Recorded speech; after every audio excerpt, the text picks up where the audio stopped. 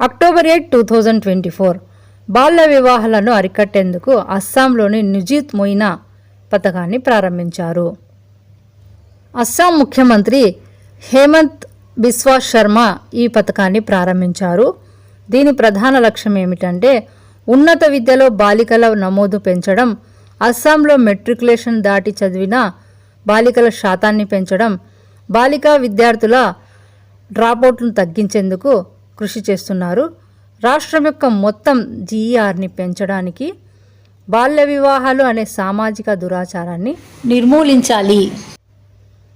October 10, 2024 Humsafar policy భారతదేశ highway ఇన్ఫ్రాస్ట్రక్చర్ను మార్చడం. కేంద్ర మంత్రి నితిన్ గడ్కరీ ఒక సంచలన ఇనిషియేటివ్ను ఆవిష్కరించారు.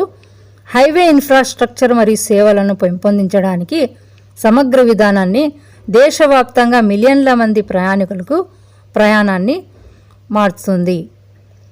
అక్టోబర్ 10, 2024 అటల్ పెన్షన్ యోజన 7 కోట్ల నమోదు మైలురాయిని దాటింది.